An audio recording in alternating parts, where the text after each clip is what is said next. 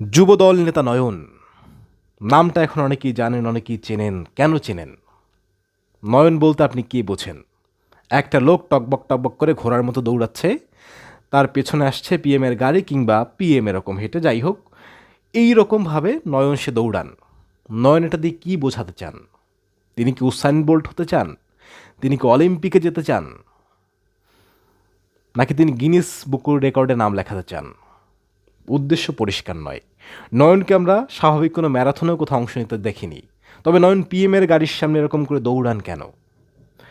বাংলাদেশের পিএমের জন্য একটা সুশিক্ষিত, সুপ্রশিক্ষিত এবং দুর্ধর্ষ বাহিনী আছেন, কমান্ডো টাইপের যারা যারা পিএমকে সুরক্ষা দেওয়ার জন্য সবসময় নিয়োজিত। পিএম রাস্তায় নামলেই তারা কখনো ছদ্মবেশে, কখনো একেবারে সরাসরিভাবে সামনে থাকেন।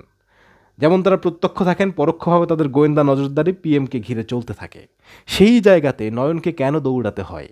নয়ন আসলে এটা দিয়ে কী বোঝাতে চান? তিনি দলীয় আনুগত্য দেখান, নাকি বিনয় দেখান, নাকি পিএমকে বিতর্কিত করতে চান? কারণ নয়ন যখন এরকম করে দৌড়ান বা নয়নরা দৌড়ান, তখন কি হয়? একটা ভুল ধারণা তৈরি হয়। সেই ধারণা হচ্ছে যে এখানে দলের পদ পেতে গেলে কিংবা সুনজর পেতে গেলে এরকম চামচামি করতে হয়, চাটামো করতে হয়। চাটামো ছাড়া এখানে কিছুই ঘটে না। অথচ বিএনপি গণতান্ত্রিক দল, যেখানে এরকম দেখানোর কিছু নেই। কাজের অনুযায়ী প্রত্যেক কর্মী তার মূল্যায়ন পাবে, গণতান্ত্রিকভাবে সব কিছু আগাবে। যেখানে দলের পদ পদবি কোনোভাবেই এই দৌড়ে হবে না, সেখানে নয়ন কেন বারবার এরকম দৌড়াচ্ছেন? তার আসলে কারণ কি? অনেকে বলে থাকেন নয়ন নাকি দৌড়ে ঢাকা থেকে চাঁদপুর চলে গিয়েছেন পিএমের গাড়ির সামনে। এই যে নয়নরা দৌড়ান, তাতে তো পিএমের যাত্রার সময় আসলে অপচয় হয়। পিএমকে এটা পছন্দ করেন? তিনি কি এটা চান? তিনি যে পশ ভাব দেখান, তিনি যে পলিটিক্সের কথা বলেন, সেখানে দৌড়টা কোনোভাবেই যায় না। নয়নদের এই দৌড়, ঢাবি ছাত্রদল নেতাদের এই দৌড়, এরকম পায়ের কাছে বসে পড়া পিএমকে বিতর্কিত করছে।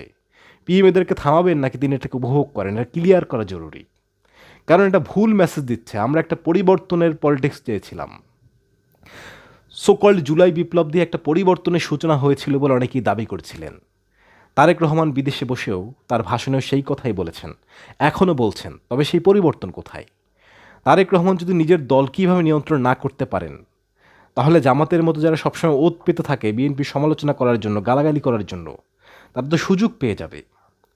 এই যে নয়ন, প্রথম তার নামটা আমি শুনেছিলাম সময় টেলিভিশনে চাঁদাবাজির ঘটনায়, যেখানে তিনি ডিরেক্ট জড়িত ছিলেন বলে সিসিটিভি ফুটেজও পাওয়া গিয়েছিল। বিএনপি সেখানে তার বিপক্ষে কোনো স্টেপ নেয়নি, ওই সরকার নেয়নি। নয়ন পার পেয়ে গেছেন। নয়নের ত্যাগের গল্প শুনতে